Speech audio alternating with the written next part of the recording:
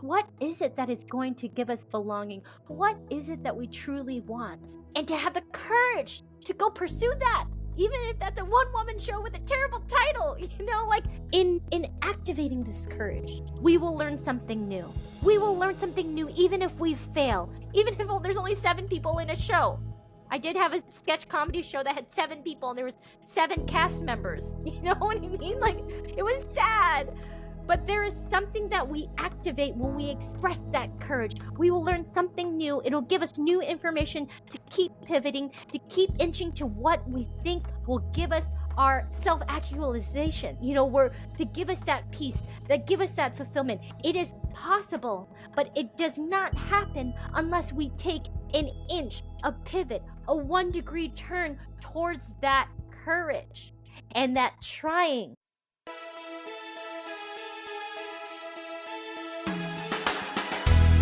Welcome to The Courage Effect. I'm Suzanne Weller, and this is a show about growth and unleashing what's possible. You will hear inspiring stories about what courage looks like, how we navigate what's getting in our way, and the opportunities that surface when we choose courage over comfort. Let's get started. Welcome. You're in for another gem of a conversation today with my guest, Susan Lieu. Susan is a Vietnamese American author and performer. And a lot of our conversation revolves around her memoir, The Manicurist's Daughter, which is such a fantastic read. I highly recommend it, as it explores her journey of self-discovery, healing of intergenerational trauma, and the complexity of family dynamics, much of which revolves as a result of her mother's death when she was just 11 years old. She died of a botched tummy tuck in California. Susan goes on her search for figuring out what actually happened as she uncovers some family secrets and gets a better idea of what happened. And she goes through this struggle of self-discovery, self-acceptance, and belonging, which she's worked through over the years, not only through this book, but through multiple stage performances. We touch on the importance of storytelling, the challenge of body image, obviously her mother dying of a tummy tuck, but also the thread and the theme of food in our lives and how it impacts us with small statements that are made when we are young that stay with us for life, and really the larger quest for forgiveness, both within family relationships and for ourselves. Susan brings so much to this conversation. You will love her energy. You will love just how she weaves all of these stories and tells the journeys that we wouldn't hear otherwise. She also brings a lot of humor to the table, and I so appreciate that too. Hi, everybody. Welcome to The Courage Effect. This is Suzanne. I am so excited for the show. I have been looking forward to this so much the past couple of weeks, and I was thrilled when Susan said yes to being on the show. So let me tell you about Susan before I introduce her. Susan Lieu is a Vietnamese American author, playwright, and performer who takes audiences on a journey of healing intergenerational trauma, embracing authenticity. Say that again. Embracing authenticity and finding boldness and vulnerability. Her debut memoir, The Manicurist's Daughter, an Apple Book Pick of the Month and 2024 Best Book of Smithsonian, NPR, Elle Magazine, an amazing book. I read this book and I cannot wait to talk to her about it. There's so much going on with Susan. She was voted Seattle Magazine's most influential people. She was on the list for 2024. She has done theatrical solo shows. My first experience with you, Susan, was on the TEDx stage when you did your belly fat, how to make peace with your belly fat. And I am just so incredibly thrilled to have Susan here. So Susan, welcome. Oh my gosh, thanks for having me. I want to say, so reading your book was something that was such a truly moving experience on so many levels. And I know that you've been through a lot of journeys with your mom, The Manicurist's Daughter, the larger memoir. Give us a little bit about the book. Obviously we're talking about the theme of courage, but I'd love for you to talk about the book and then maybe transition into the role that courage played with you coming to write it. Yeah, so I need to tell all your listeners that it was never my goal to talk about my family story. In fact, I'm not even allowed to talk about it within my own family. This is a story of how my mom tragically died from a botched tummy tuck when I was 11 years old. But the real tragedy is that my family has never spoken about her or what happened to this day. And now it's been 3 decades. And for a long time, I was 11 at the time. I was the youngest of 4. I would ask them these questions. Are you okay? Where were you when you found out the news? And they were always like, you're living in the past. What's wrong with you? Move on. We all did. And so to get that message as a kid, and then eventually to believe it, that there was something truly wrong with me for wanting to know about the truth, and to have it silenced and so full of shame for so long. The turning point was getting married, getting pressure to have a baby from my dad and aunts. Your eggs aren't getting any younger. And being confronted with this question, how do I become a mother if I never knew my own? Mm. And then plot B is, how do I tell my kid, be what you want in life, if I did it myself? And that's with performance and to be an artist. And so this was all, it propelled me into this big pivot in my life where I went from being a contractor at Microsoft doing cybersecurity to then trying to figure out, what is my family story? What is my role in that? And how do I manifest this on stage to become who I've always wanted to be? And so the Manicurist daughter takes people on this journey, and it's tragic and it's funny. Mm-hmm. And it never had to be written if my family could have just answered the question, are you okay? Mm. Wow, that just lands so deeply with me. And one of the things that really struck me about this book is that, exactly as you said, it's really funny. And there's so much conversation about, all the family dynamics, so much going on. And, that your mom starting the businesses, your relationship with so many members of your family living with you and your family at various points. But also what really struck me was as you said, the dissonance in the story with what you knew and what you didn't know, and what you could talk about and what you couldn't talk about. Mm-hmm. And when you decided to go deeper into the story, because you weren't finding out more, you found out you were actually younger when your mother passed away. Talk about that. Oh my God. For the longest time, I thought I was 12 when my mom died, and I thought she was in a coma for 2 weeks. That was what I thought for the longest time. And it wasn't until I started doing research about my mom and I contacted the lawyers that we worked with, because when she went under the knife, she didn't know that her plastic surgeon was on probation, had 19 lawsuits against him, and didn't carry medical malpractice insurance, and actively targeted the Vietnamese refugee population in the Bay Area. No, this did not happen in Vietnam. It happened in San Francisco in 1996. She had no knowledge of all of that.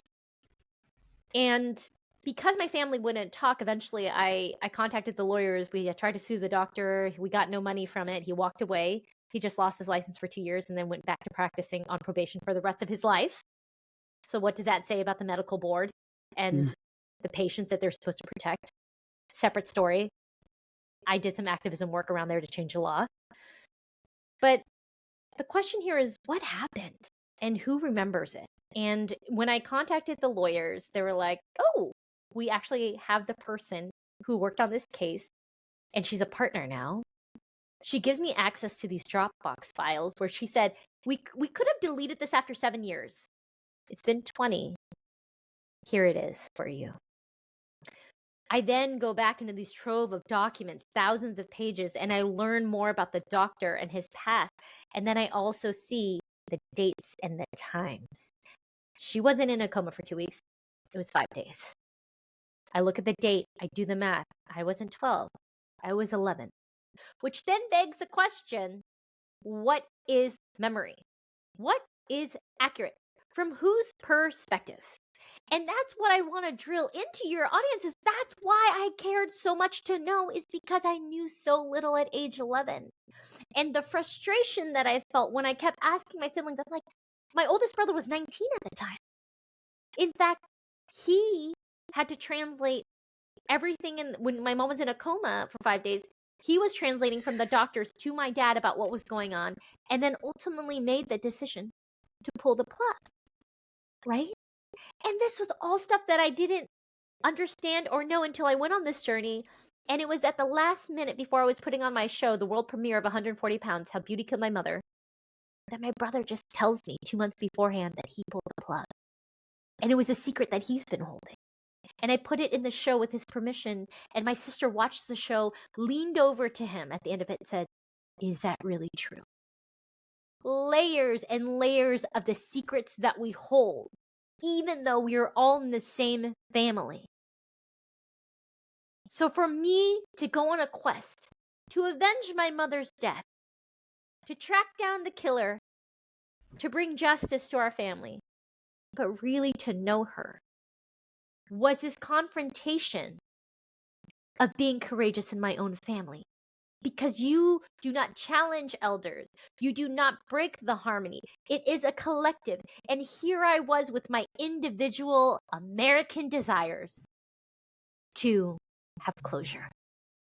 And that was not okay. So then to have this realization that the things I knew was true was not true at all. Oh my God, what is truth? And that's what I set out to know. It's almost like you became the distiller of secrets. Girl, I was just writing a Substack this morning, and it's called The Secret Strangers Tell Me. Oh. Every week, people are telling me secrets. I don't know if it's the whites in my eyes. I don't know why they trust me like this. But there is something about the human spirit's desire to be understood. Yeah. And for my family that were Vietnamese boat people that escaped from the war, my dad, who's a widower now with 4 kids, a nail salon that eventually goes to bankruptcy, my aunts being a part of all of that too, growing up in Vietnam and rural the Mekong Delta where they grew up. No one had access to counseling. No one has these tools around I feel statements, right? Like no one knows about nonviolent communication. It's more like, wow, yeah, there was a lot of trauma, so you move on, right? Because that's how they deal. It was a form of protection. But the thing is my Vietnamese sucks. And also, they don't operate in those systems to think in that way. So our ability to even communicate all of this, no one had that capacity, right? Instead, it was just like, Susan, you're stupid, go to your room. That it was their trauma was communicating with my trauma. And all we felt was distance, even though we were, when my mom was alive, we were 13 people in a 4-bedroom house. And then after she the biggest figure in our life just disappears. And then we pretend she was never here. That's more layers and more layers of trauma. So tell me, how do you heal from that? Yeah. What also really struck me too was the stories about your parents getting out of Vietnam. I mean, the multiple attempts, the bloody feet chapter. Talk a little bit about how you think that. I mean, like it's the just determination, like sheer determination to push through it. And it's almost like, don't talk to me about what I can't do. Yeah. And I that was one of the things that really struck me was that just survivor warrior mode. There's definitely a lot of beauty and strength in that, but how does that potentially come back to be something like to jackknife in the end that actually isn't helpful because you're so caught up in the victory that you're not paying attention to what it took to get there sometimes. Yeah. So a little history of my family. My mom and dad, they grew up in the Sóc Trăng province in Mekong Delta, and both of them did not finish 9th grade. Dirt poor. The town itself had one road. Okay. And they grew up, my dad and mom were born in the late 50s. So they grew up during the Vietnam War. And after Saigon fell in 1975, actually on my mother's birthday when she was 17, they eventually get married And then people start leaving the village. And sometimes they have disappeared because now they're going to labor re-education camps, or they have left to escape to hopefully get on a boat. And they are part of this exodus called Vietnamese boat people, who are trying to get to Malaysia, to a refugee camp. So my mom saw what was going on, but the thing is, we didn't have any money. So what did she do but create an underground lottery operation where her and then my aunt, who at the time was, I think, around 10, would just like when the communists took over, they had a lottery system. And so my mom took her, and other people played this game where it was called heads and tails. And so they would take the first number and the last numbers, and then those were the winning numbers, and people would just place bets and trade money together and try to hit big. My mom hit big 3 times. If she was a dealer, she was a house. And so if someone else had like a really compelling dream and knew which numbers to bet and felt very like confident about it, she'd be like, okay, she'd bet those numbers with somebody else. She had dreams herself of different animals and symbols that would come to her. And so she wins 3 times, has enough gold ounces to then buy 4 tickets for her, my dad, and my 2 toddler brothers at the time. And my dad's like, are you crazy? Like, you have a 50% chance of survival out there on the water. There's Thai pirates out there that are going to rape and steal and murder you. Are you sure you want to do this? You're going to capsize. You're going to get dehydrated. And then maybe if you make it to the refugee camp, maybe you have a chance to get repatriated somewhere or not. Sorry, not. Then you have a chance to actually seek asylum in another country or not. And she was like, it's safer on the water than on land. What kind of future am I going to give my kids if we stay back?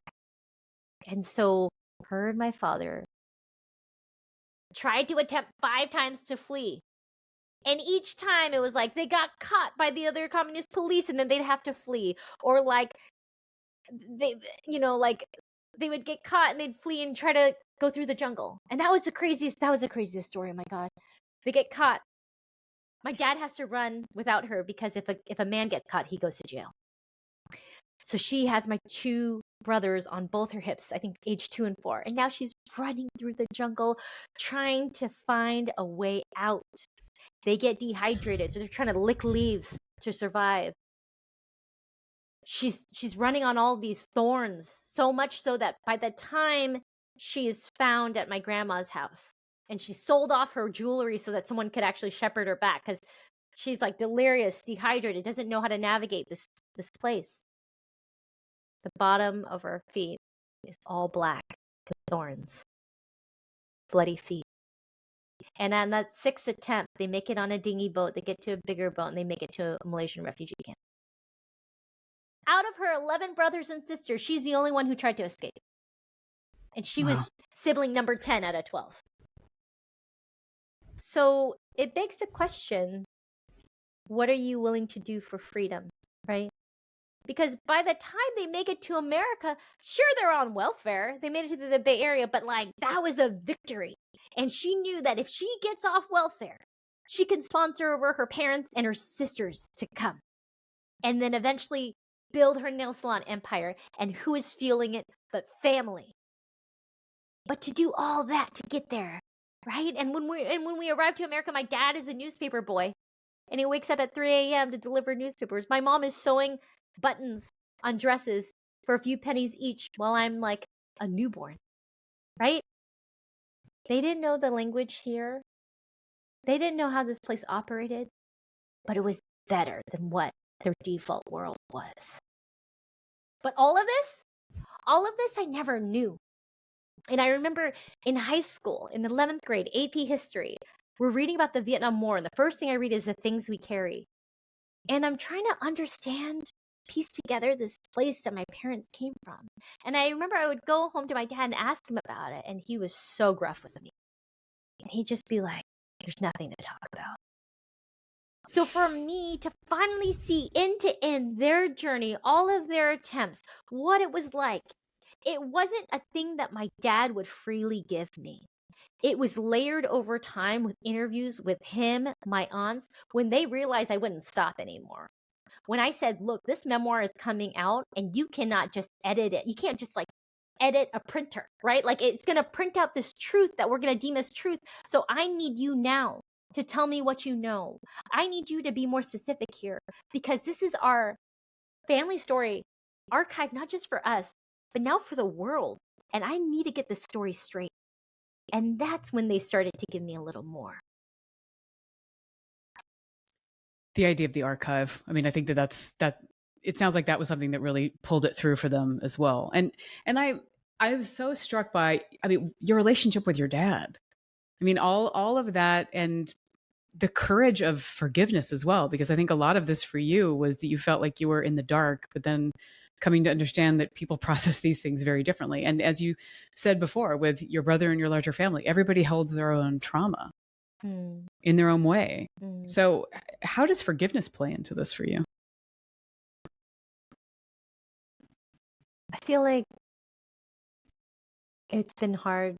I didn't know how to forgive until I became a parent myself. Parenting is hard. It's really hard. Now I have a kiddo who's 5. And my life relative to my dad, and he reminds me sometimes, was not that hard compared to his, which we shouldn't trauma compare, but he did. And, you know, as I realize how much effort it is to parent, and also for me, the process is actually reparenting myself in the process. There was this understanding for my father, and I'm like, oh my God, you know, he lost both his parents by the time I think he was 12, orphaned. He never really had parenting examples, and his siblings were not. He had an aunt that was essentially his surrogate mom, right? Which was great, but at the same time, he has experienced so much loss and trauma that how could I expect him to be Full House Danny Tanner dad? You know, where we end every episode with a hug and a nice chorus line. Like, it's not going to happen.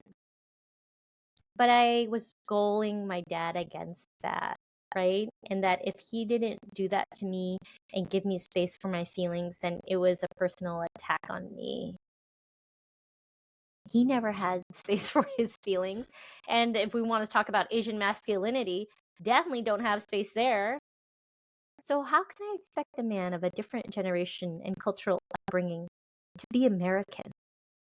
And I never saw that contrast until I had a kid and also did all this research for the book, to then say, wow, I've been pointing my finger at him, blaming him, that if only he could change, then I'd be better. Then I'd have closure. Then I could move on. And it was after I became a parent that I stopped pointing at him and started to point at myself. Because what I had done, Suzanne, is I had frozen him in time. I had frozen him in time to be high school dad, the guy who said no one liked me, everyone's lying to me, I'm a failure, I'm so stupid. I received all that information and didn't allow him to evolve as time went on. That he could be an adult and a human and have different experiences. I gave myself that wonderful privilege, but I never gave it to him. So after I became a mom, I decided it is time for me to point the finger at me and to give him permission to thaw. Let the man be a human. Let him evolve. If I can give it to myself, I need to give it to him. It also came with the understanding that everyone has boundaries. I tell him my boundaries, but he doesn't know how to express direct boundaries.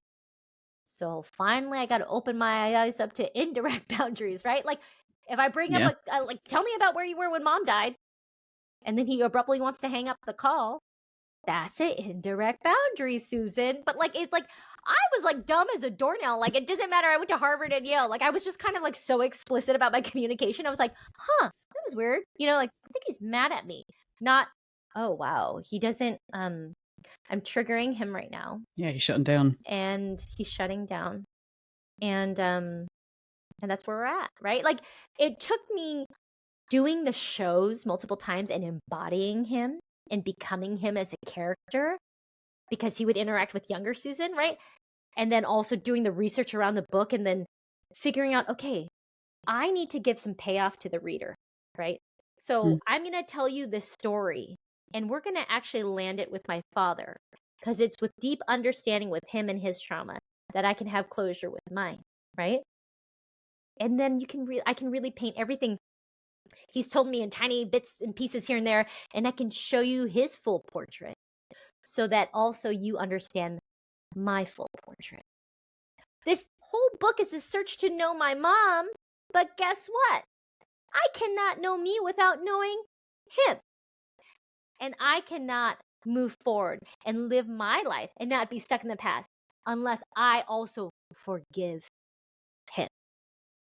So becoming a mom was this evolution for me, right? For me to understand his sacrifice as a parent to me, and also his own suffering as a child too. There's so many layers here. When you talk about your dad, you talk about your mom, you talk about your aunts, your siblings, so many different truths, as you say. I mean, there, the idea of like what is truth and what is not truth, but the stories are so powerful. And as you go through this, you are that, we're talking about sort of like the secrets, like broker or distiller, also the story broker in a lot of ways. And you bring so much of this to your work. I mean, this really is the core of your work, in addition to all of the hilarity that is a part of it too. But what does it take for you to perform all of this, like such personal things in front of an audience when you're writing it down? I mean, in all of the different mediums? I'm curious. Yeah, well, Suzanne, what we did not mention is I have no training in any of this. That's right. I do not have an MFA. I have an MBA. Foolishness. I got so much debt to only become an artist. Like, tell me. Like, I have revealed to you that I had a low SAT score. I brought down my school average. But like, part of this is the willingness to look at the past, to know that that's going to be my liberation. Part of this is learning a new craft, right? I actually hadn't gone to much theater until I actually did my show. And it was our friend Julie Pham who was like, have you ever thought of theater? Because I was like, I'm a failed stand-up comic. Blah. And then she was like, let's go to theater. So she took me to a show at the Act in the Round Theater. And I was like, oh, this is kind of cool. And then I literally was like, okay, I'm going to take a solo performance class. I had no idea what I was doing. And within a period of about 6 months, I take a class. I start my first solo show. It was 25 minutes. And it was the worst title ever. It was Dr. X, How I Avenged My Mother's Death. Like, it's like the most literal dumb title ever. But it was 25 minutes of me just playing around with character work. And I saw Sarah Porkalab on stage with her Dragon Cycle show. And I was like, what is she doing? Because I want to do that. I want the way I feel in her show. I want people to feel that in my show. Let's figure that out. So I bought her a croissant and I just like asked her for like some gesture work so I could understand how to show the differences of my family members. And within a year and a half, I debut my solo work, 140 pounds, How Beauty Killed My Mother. I play 15 characters in 65 minutes. It's sad. It's funny. It's an emotional roller coaster because I need you to have moments of reprieve, exhalation, so that we can keep going deeper, right? And it's also just my style and my personality. But I had to just figure out this craft. Okay, so I do that within a year and a half. And then I go, oh, you know what'd be great? If I take this on a 10-city national tour. But I drag my feet. To book any venues because my ambitious type A overachiever is like, what if I lose money? What if no one comes? What if I'm a failure? And you know what a procrastinator needs? A deadline. And I was pregnant. And so that deadline is called your second trimester. Because that's when you're going to feel the best, right? So then in a span of a year, I perform my show 60 times to 7,000 people. And I sell every single ticket. But what my baby was feeling in utero, I mean, I'm just like, he must think I'm maniacal like crazy because, right? I go from laughing to crying, boom, boom, boom, boom, boom, like so fast. And so people are always like, oh my God, is that so hard? Because like sometimes I do cry on stage. Sometimes I'm so in it, I'm just like letting it go. It gives permission for everyone else to release. And people are like, wow, is that like, are you re-traumatized every night? And I'm like, no. What was traumatizing was the writing process.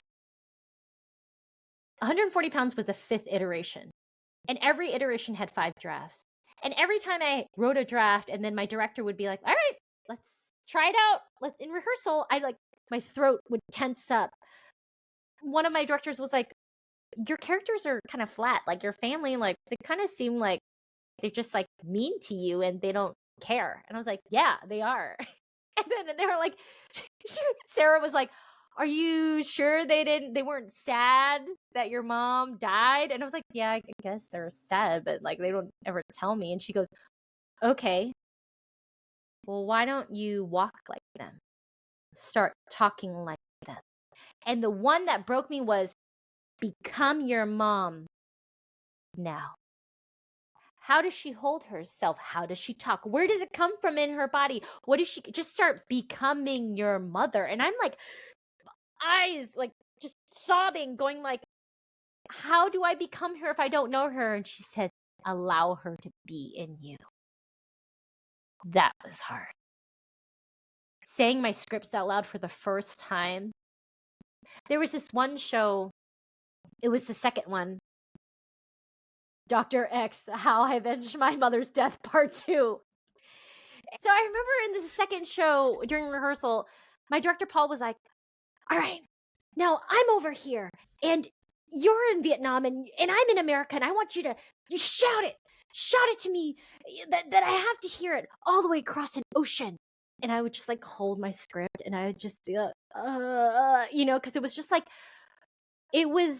that was the cathartic, insane part for me. Like that was a part that was like really moving the blockage, the trauma that has been lodged in different parts of my body, finally giving voice to it, attention, the care that it's been begging for years, and saying that for the first time in a rehearsal room, that was hard. Once I get the script down, okay, it's like 65 minutes, like 10,000 words. It's a lot to rehearse. And I have a very specific schedule every day to rehearse so that I'm ready for the show by nighttime. That's craft. But to get there was to face the past and give my family that humanity that they haven't ever shared with me. That was hard. And I'm so grateful that you're sharing this with the world. And thank you, Julie, by the way, for actually putting that seed in your head to bring it out. It was so embarrassing. I was like, theater? I was like, Julie, I fall asleep in theater. Because I had only gone to see the Nutcracker and Shakespeare growing up. You know, like that's like the field trips you get to go to for school. And then I'd fall asleep in the theater and I'd be embarrassed. I didn't think, oh, my story isn't represented on stage. I don't feel a connection here. Instead, I was just like, this sucks. And so I had never thought I would go into theater. Can you believe it? Wow. And then I used that medium, right? But wait, I was like, oh, did I actually answer your question? You did. Oh, great. You did. And you're taking me forward to when you talk about doing the work and it being in your body, right? Yeah. Like the body knows the score, like you hold that with your mom and her death being by plastic surgery and the whole idea of idealistic bodies for women and otherwise.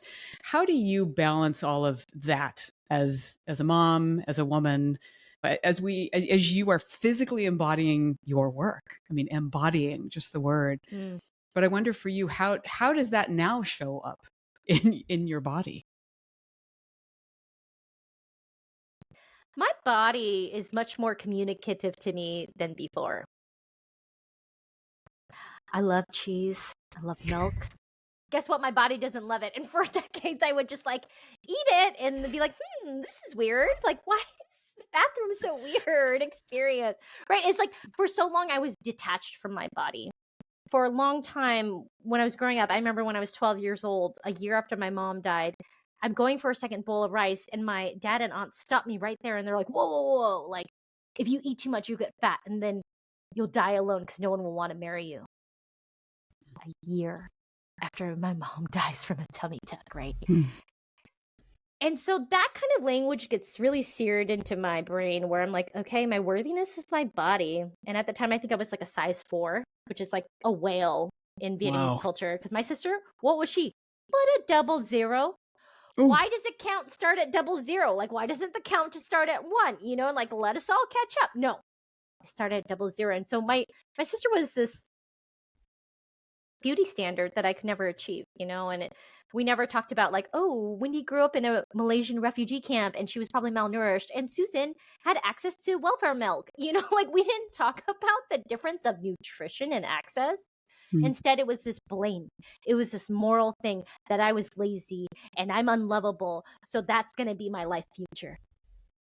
Okay, that's the background and underscoring of my body image issues, right? Like it happened very young. And then I also grew up in a nail salon that had every issue of Cosmo, 17, L, just like Allure, you know, everything about sex secrets and like how to please a man and, you know, basically how your body is worth. So then I really rejected beauty. It was really frumpy and tomboyish. And I was like, oh, if you're into that, you're vain. And then as I grew up, I saw women with plastic surgery and I'd be like, you're vain, you're shallow. And then as I dove more into the story of my mom, I'm like, God, I don't think I would be friends with her if I saw her on the street. And then it was after I had a kid, and I don't know about you, but I always want to lose 20 pounds, and I've always wanted to lose it for the last 20 years. And I never bought new clothes because I'd always be like, well, one day I don't want to like lose money and throw away those clothes. So I never had clothes that actually fit me. I had stuff from like a free bin, you know, like child of immigrant mentality meets like this hope that like maybe I will be lovable if I lose the weight. So I've done diets over the years, exercised a lot, but it was with that motivation that maybe I'll be enough. And it was after I had a kid. And actually, I got to tell you, I had a breakthrough in January. I found out that my aunt was dying from lung cancer. And so I flew back to Vietnam to see her in the ICU. And her body couldn't function for her anymore. And her daughter was trying to give her teaspoons of coconut water and blended food. And then she just like 1 or 2 spoonfuls, and she couldn't hold it in. And I'm looking at a body that cannot serve anymore. And it's when you're like that close to death that you start to think about your own body, right? Instead of, if only I could lose the 20, it was more like, oh my God, my body can do so much. My body allows me to move in this world and experience the world however I want to, and no one needs to help me go to the bathroom. No one needs to help me go to eat. I am actually in this very healthy vessel that allows me to do so much. It took that contrast for me to see how precious my body is. And it was during that TEDx talk that I talked about how I went to a sweat lodge, and there I wanted my ancestors to help me cure me of all of my body image struggle. And instead, my grandmother slapped me around and was like, are you a fool? When you say you hate your body, that means you're saying you hate where you come from. That means you hate us. My body is my mother's last gift to me. I am so many generations in this body, and I was able to deliver life from this body, and I hate it. I think it reduces who I am. It makes me so unworthy. After that sweat lodge, that also changed me too, right? Where I could really see that this was about my ancestors and my mom, and that I'm in communion with my mom through my body. And so it's these instances where it helps me wake up.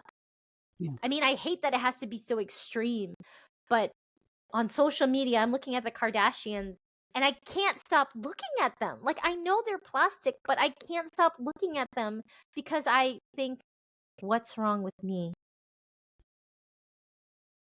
So it's been a struggle, And I'm happy to report that when I work out, it's not because I actually think I'll lose the 20.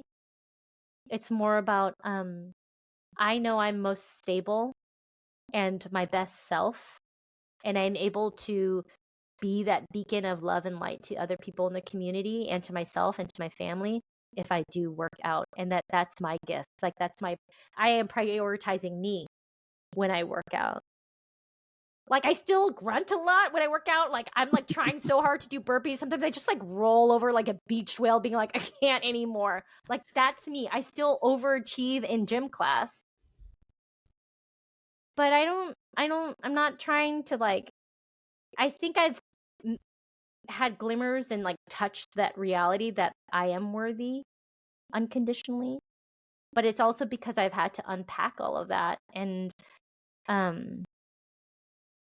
dismantle that in my brain, and it's taken a lot of therapy, neuro-linguistic programming coaching, and also many failed attempts at diets to be like, oh, okay, what is that really doing? I think intention, like being really clear on your intention of why you're doing something, actually transforms that experience. And if it's like, I want to do that because I think people will like me more, that never works out. Look at me in a crop top. I look like a troll. Did not know. There is a thing called inner and outer beauty, And I talk about that in the TEDx talk, where I was just like, okay, I'm trying not to be attached to people's judgment, but I do look like a troll right now. What you're making me think about, I know we're going to be coming to the end of the time, so I'm just going to touch on this very briefly. But when you went to Harvard and you joined a cult, oh yeah, you didn't know that you joined a cult. I and the idea... low SAT score. I brought down the average, people.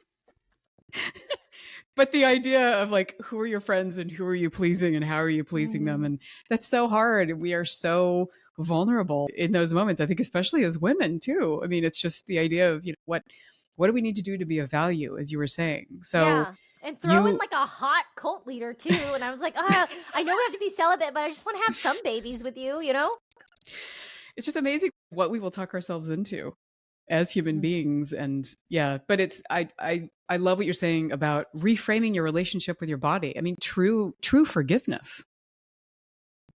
Yeah. It's not what my body is not. It is more what is my body. Like, what is it? What is the gift that it brings? Yeah. And sometimes we need those life-altering moments to make us wake up to that. Yeah. I think going back to the cult, there is so much around wishing to belong in our own families, to be understood, to be recognized, to be celebrated. Can we ask for that during Thanksgiving? We have this desire to belong in our own families, in our communities, and in our own bodies. That desire is so deep. And unfortunately, no one else can give us that. But if we're careful with our language on how we affirm and support other people with their journeys, with their bodies, it really makes a difference. Because that one stinging comment when I was 12, if you get too fat, no one will ever love you and you'll die alone. It's so hard to unremember that. And so we have to be so careful with the words that we tell our young people and to tell ourselves, because for so long, I took on the responsibility of my father and my aunts, and I had their voices in my brain, and I was doing their work for them, beating myself up over and over again over the years. What is so wrong with me? Why am I so lazy? Why am I so worthless? Prove my worth through achievement. And then that becomes a blind quest with no end, right? So to have the clarity of understanding why do we feel this way? What is it that is going to give us belonging? What is it that we truly want? And to have the courage to go pursue that, even if that's a one-woman show with a terrible title. Like in activating this courage, we will learn something new. We will learn something new even if we fail. Even if there's only 7 people in a show. I did have a sketch comedy show that had 7 people and there was 7 cast members. You know what I mean? Like, it was sad. But there is something that we activate when we express that courage. We will learn something new. It'll give us new information to keep pivoting, to keep inching to what we think will give us our self-actualization, to give us that peace, that give us that fulfillment. It is possible, but it does not happen unless we take an inch, a pivot, a 1-degree turn towards that courage and that trying. So what is it that you need for your own belonging? And how do you do that? How are you going to do that today? I don't even know what else to say after that. That was absolutely gorgeous. There is so much in your book that just rings it so deeply for me with family, immigrants. I mean, my parents are immigrants, nowhere near to the story of which your family went through, but just the idea of the role that family plays in your life and who we are, how we identify with how we show up every day, and the food that we eat every day. I mean, that's one of the other things that we haven't even really touched on, but food is such a shared thing and such a cultural identity piece as well. So as we talk about the different identities in life through ourselves and through our family members, through our cultural norms and connections, I'm so grateful that you are doing this work, that you are creating literally that archive, that you are putting it into place to be able to make sure that people learn from it and that they are able to in turn activate their courage. So Susan, thank you so much for such a beautiful conversation. Oh my gosh, thanks for having me. No. Any final thoughts that you would like to share? Yeah. If you want to keep in touch with me, go to my website, susanlieu.me. I have a Substack called Live Like You're Mortal that drops every week. I have a podcast called Model Minority Moms about being everything for everyone else but yourself and the struggle that is that. And I'm on Instagram at Susan Lieu. Please buy my book. You can listen to the audiobook and read it. Give me 5 stars. It's really important to spread awareness, and that can be done through reviews and buying the book. So if you love my work, please support it. Please give it out as gifts, because I can only keep doing this if folks believe in it. So thank you. Thank you for mentioning that too, because a lot of people just passively consume, the stuff online, which is great, but you don't know. You don't know that it's resonating. And exactly as you said, you need that broader support to make sure that there's that larger cascade of all of the amazing things that you do. Thank you. Yes. And we will make sure that everything is in the show notes. So again, Susan, thank you so much for a wonderful conversation. And I look forward to seeing you soon. Thank you. Thanks, everybody. Stay courageous. The Courage Effect is brought to you by Weller Collaboration. If you're looking for a leadership coach, maybe a speaker or a consultant to help you or your team be more courageous and adaptable, we would love to have a conversation. More information is available via the links in our show notes. Please spread the word about the Courage Effect. You taking a few minutes to rate or review your favorite episodes or share them with people in your universe makes a big difference. And don't forget to subscribe so you never miss an episode. For more information about the show, me, our amazing guests, or you'd like to apply to be a guest on the show, please contact us via our website at thecourageeffect.com. It takes a village to bring this show to you. I want to thank Alex Sandyforth for her production and administrative superpowers, Dave Nelson for composing our theme music, and I am your host, Suzanne Weller. Thank you again for listening.